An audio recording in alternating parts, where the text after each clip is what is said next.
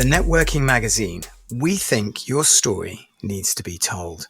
Thanks for joining me. It's Sanj from the Networking Magazine. I'm here with Naina, who's our competition winner.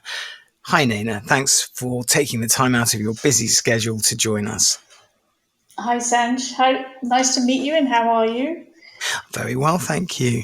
So I know that you're a virtual assistant and that your industry has experienced a boom over the last 2 years. What exactly does a virtual assistant do? Okay, we work mostly remotely. I was going to say we work remotely, but I do know some work with Mhm. clients in their own workspaces or face to face in cafes and things like that. Right. But we work with clients for various things. So, for example, admin, social media, podcasting, websites, tech stuff, and a lot more. Okay. Um, Personally, I'm an admin virtual assistant, but a lot of my colleagues offer other topics like social media, uh, creating websites, I see. the And tech do you work stuff, you work with newsletters. them? Do you work with them, or you do all of that sort of stuff? I'm only an admin virtual assistant, so I don't do the Mhm. social media, Okay. websites, tech stuff. But we have a network where we try to work with other VAs in the sense that if I get offered something that I can't assist with, I can say to the Mhm. potential client, I do know another VA that might be able to help you. Would you like me to Oh, put I you in see. touch with them? Right. Right. So it's a reciprocal lifestyle. We do try Right. and pass on contacts rather than just saying, sorry, that's not something I offer. Right. It's quite a fascinating thing, working virtually as you do. Would you say that that your industry was really born as a result of the COVID situation, or has it always existed? It just didn't come to the Um, it's been around probably at least 12 years, maybe a wow. little bit longer. Right. My mentor actually started the VA business, and she was saying at the time she didn't realize she was doing VA stuff. Mhm. She was doing it, and then she realized there was an industry. I think in the last 2 years, it's become much more recognised, and many more people are aware now of virtual Yeah. assistants than they used to be. I think before you would sort of type into Google, I need help with something, and you wouldn't necessarily know it's a virtual assistant you needed. You would just be like, Right. I need support. I need someone to help me create a website. I need someone to do newsletters. I need admin support. Right. I think people weren't aware. They were just Googling or saying to people, I'm struggling. So where did your sort of journey begin? I mean, a little bit about your career now, I suppose, because for the audience who are thinking, oh, I quite fancy using a virtual assistant. Sounds intriguing. Where did your sort of journey begin in this story? I became a full time virtual assistant in June last year. So Right. my birthday business holiday is in June. Fantastic. I Congratulations, by the way. Thank you. It's quite scary that it's been going for a year. Yeah. Well, if you made a year, that's brilliant. Really good. It's sort of flown by. I think I haven't really registered it's been a year until I started saying to people, yeah, I've been in business for nearly Brilliant. a year. Brilliant. I have 30 years business experience. I Right. worked in very varied industries. I've worked with the DSS frontline and back office. I've worked in accountancy, in an accountant's firm. I wasn't doing accounts, but I was working Right. as their admin support. I've worked with a big insurance company, and I worked in various departments within the insurance company. So I have call center experience. I've worked with the Right. board of directors. I've worked with Quite high profile, quality. Naina. Quite high profile. Yes. um, Okay. I've worked with apprenticeships. I Wait, have I quite a mean, few jobs. so when did that sort of, I don't know, that first thought that, you know what, I can do this myself, and I can do this online. And, how courageous were you to get into this? So what was your motivation to do this? I was working with someone as a favour. They needed some admin support because their previous secretary let them down, so they were too busy, couldn't do their work. Hmm. And I was helping them out with a little bit of admin work. And one day I thought, I quite like this. I like being able to do this off my own back and doing this and helping with inquiries and making suggestions for their business. And I thought, I wonder if I could do this full time or if I could develop a business Yeah, from it. And then I joined a few Facebook groups and I was sort of reading all the different posts, and someone mentioned about virtual assistants. So I had a look at a few more Facebook groups and I Googled a bit and looked at other virtual assistants with established websites and things. And I thought, I can do that. I've got all the skills, brilliant. I've got the expertise. Why not? Why Um, not? Yeah. Did you find it challenging? I mean, to change over from the physical world to a virtual one, there are significant differences. One of the ones I noted myself was the level of distractions you get at home. It's not always easy to work from home. What were your sort of main hurdles, just for our audience who are maybe thinking of doing what you're doing, or just so that you could relate to the virtual world and compare it to the physical one? What were the main differences? I quite like working virtually. I'm really not an office person. Right, I've obviously done it for a very, very long time. Um, and I think when the opportunity came up, I thought, yes, I like the idea of working from home, not having to work in an office. right. I think some of the difficulties are, yes, being disciplined, um, not getting distracted, like, oh, I need to go and put the washing on, I need to go do the ironing. Um, So you're sort of I'm regimented luckily, with your time management, so to speak. yes, but I have a very good mentor who taught us all about having a schedule.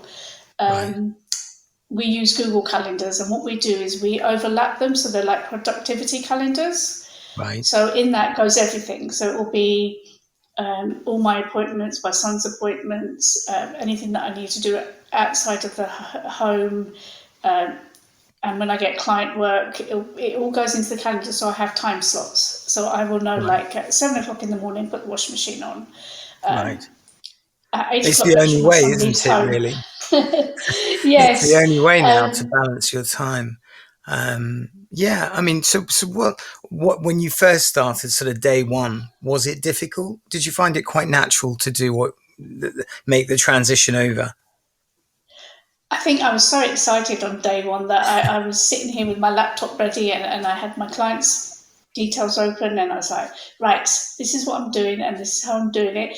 And I think the day just went away with me. I mean, I was only doing an hour of their work anyway, but it was just the excitement of working with someone and then setting up all the little bits like doing the signature for my business email, getting my business email sorted out. I Right. think I just got very excited in the beginning, and I was looking at all the different things that I needed to get up and running, putting the Yeah, I profile up bet. on I bet. LinkedIn, Yeah. finding someone to do my logo, talking to different people. So are you actually, I mean, what's the typical profile of the sort of type of client that you assist? Or are they all sort of company directors? Or what sort of levels do you provide assistance with? They're all business owners, Okay. except for one. She Right. was an art director.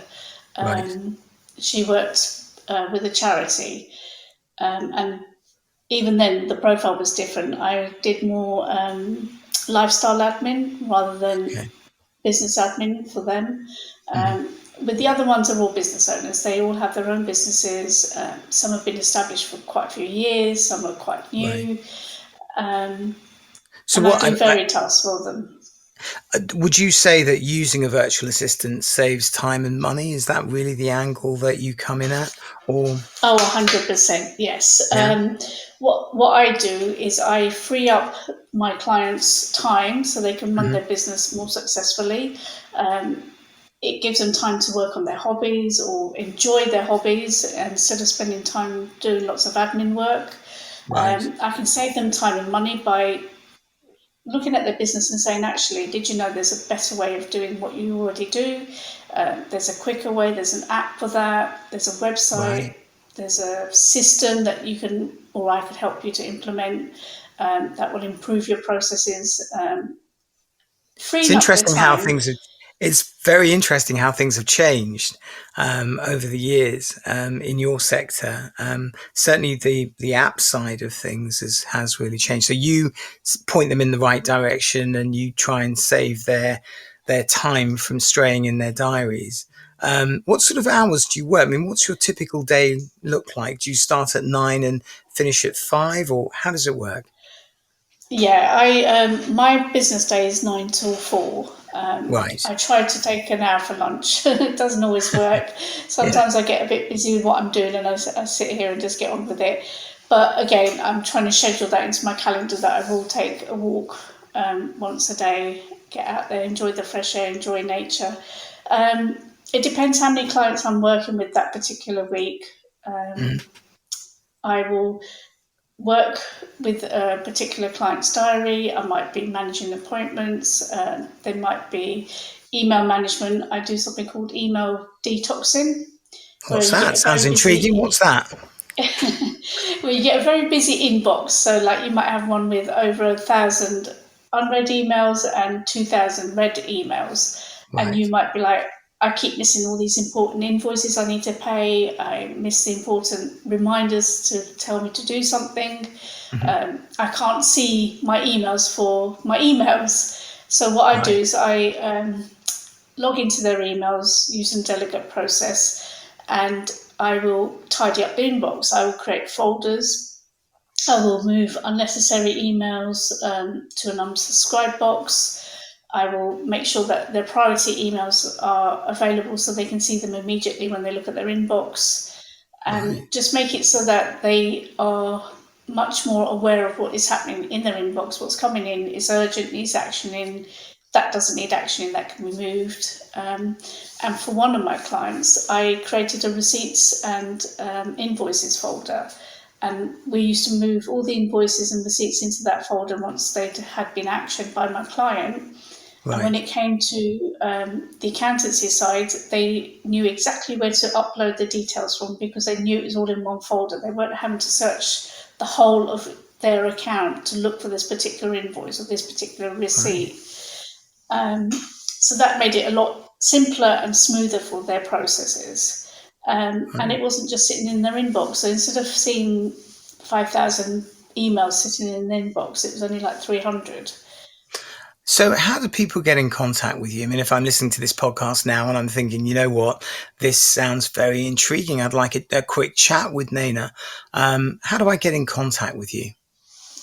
I'm mostly on LinkedIn, and you can find me under Naina Clayton, Virtual Assistant. My business name is Sandman Business Services. You can find me on Google under Sandman Business Services, Virtual Right. Assistant.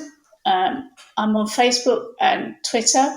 Um, Wow, you're everywhere. and yeah, the reason I'm on Twitter is because I am working with a local business that is trying to support businesses in my borough. Okay. And they have a particular hour every Thursday where they talk about the businesses, what's happening in our area. So I'm on there so that I can talk to them about what's going on in the area, anything that of interest in my particular borough. Brilliant. Um, Okay. Well, Naina, I have to say thank you so much for joining me today.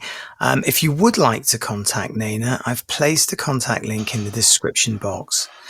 Well, I hope you've enjoyed this podcast, and if you would like to feature on the podcast next time, you can contact me directly through the magazine. Our website is networkingmagazine.co.uk. Nearly forgot there. Alternatively, just like Naina, we are on Twitter, on Instagram. Just type in Networking Magazine. Thank you for joining me today. Until next time, bye for now.